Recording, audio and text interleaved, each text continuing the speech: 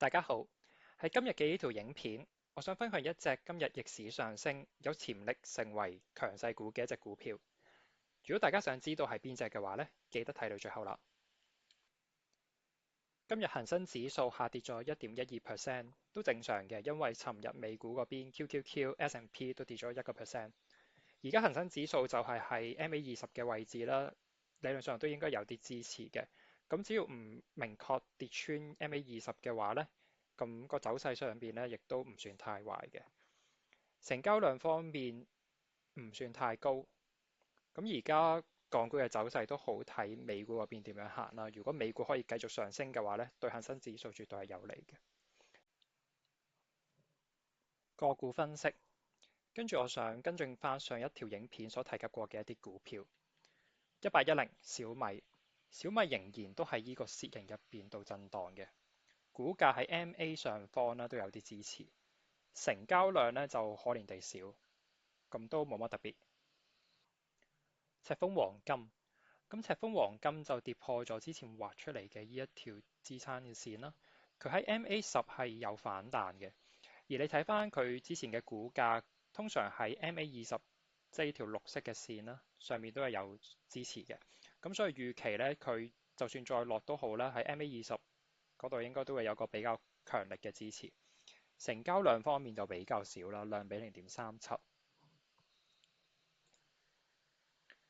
周大福，咁呢隻係另一隻金相關嘅股票啦。咁周大福就升勢比赤峰黃金多嘅今日，而你見到佢尋日亦都嘗試過跌到去12個半呢啲位置啦，亦都被呢條支撐線，呢條支撐線就係之前嘅一啲嘅高點啦，係啦，就係呢一度嘅2月、3月嘅呢啲高點，喺而家就形成咗一個嘅支撐，佢呢啲位置都有啲反彈嘅。量比1.07，其實仍然個成交量都幾巨大嘅。金風科技之前都講到啦，上邊7.8呢一個位呢，其實係一個好大嘅阻力位嚟嘅。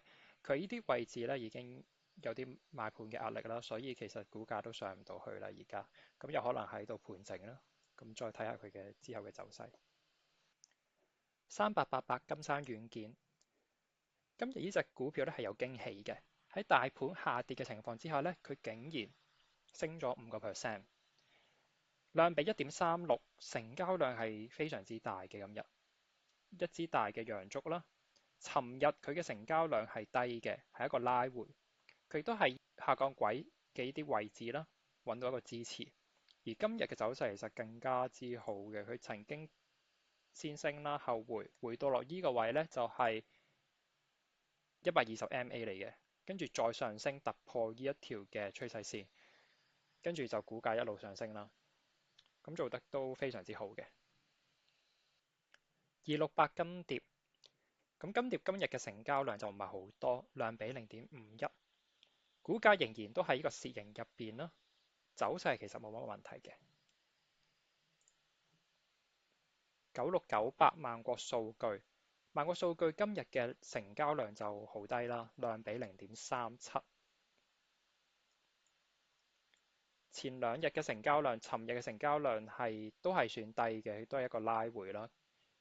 再前日嘅成交量係比較高，而家都係一個拉回嘅狀態，估計其實佢都有可能會再回落多少少，但係呢一條嘅下降軌呢，應該上面會有支持嘅，所以佢有可能會盤中掂咗呢條嘅下降軌再反彈上去，又或者係呢啲移動平均線上邊都會有啲支持嘅，所以喺呢一啲位置啦，26個幾呢啲位置其實都可能係一個潛在嘅機會嚟嘅。恒基地產，恒基地產今日嘅量比就大咗啲啦，1.41。望落咧好似一個慢慢嘅拉回啦，但係其實佢成交量方面呢，今日嘅成交量都幾大嘅，佢甚至高過咗呢一日大陽燭嘅成交量嘅。咁如果係咁樣嘅話呢，就暫時都係注意一下會好啲嘅。1038長江基建集團，佢嘅走勢都正常啦，今日嘅成交量就一般。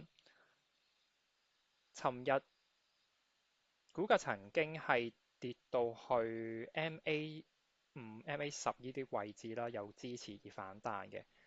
咁一個合理嘅估計咧，佢都有機會會再回測一下 MA10嘅一啲嘅支持嘅。咁所以喺呢一啲情況之下咧，喺呢啲位先再做嘅話咧，會係一個潛在嘅機會咯。好，跟進完上一條影片嘅個股啦，跟住我想講一隻今日逆市上升嘅一隻股票啦，佢係有機會啦，有潛力成為一隻強勢股嘅。咁呢隻股票就係2400心動公司。咁睇翻佢股價嘅走勢啦，其實佢自從咗突破咗之前嘅一啲高位啦，大約39至40蚊呢啲位置啦，佢就開始節節上升啦。今日嘅量比1.04，唔算話太高，又唔算係太低嘅。原因係佢之前嗰幾日曾經都有一個比較大量嘅升幅啦，而佢嘅成交量係唔低嘅。尋日其實有個拉回啦，咁拉回度都係呢支巴嘅可能一半到三分之一，咁又再反彈上升。而家佢喺呢一個位置啦，45蚊呢個位置有個支持嘅。咁如果睇翻2小時圖就會更加之清晰啦，就係喺大約呢啲位置咯，45蚊呢啲位置咯。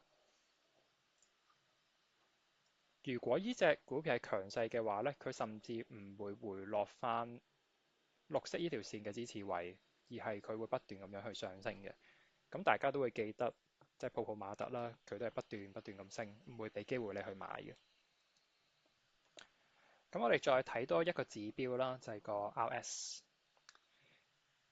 2400而家嘅 RS 咧，反而就唔算話太高嘅47。咁相比起一啲高 RS 嘅股票係點樣嘅呢？咁可以睇翻，例如啦，泡泡瑪特，佢 RS 係93。有一隻股票咧，就係9899網易雲音樂，佢都係 RS 95嘅。而相對嚟講咧，心動公司咧，佢暫時嘅升幅咧冇頭先講嗰兩隻咁大啦，咁所以佢亦都有潛力係。最後我想分享一隻收息股270粵海投資，今日嘅量比係1.15，成交量稍大量啦。佢呢幾日嘅股價咧都係喺呢一條嘅上升軌道上方有啲支持嘅，不過佢而家已經到咗一個壓力點啦。呢個壓力位就係前方嘅一個高點6.85嘅，不過今日都有稍微突破，咁我哋可以再睇下佢之後嘅發展點樣。咁呢隻股票咧，通常都會再拉回得深少少嘅。咁如果佢可以喺呢個位置6.4做一個整理嘅話咧，其實係可能係一個買入嘅機會嚟嘅。咁我哋可以再睇下佢後續嘅發展如何。今日嘅影片到呢度啦，鍾意同唔鍾意都好，記得 CLS，我哋下次再見。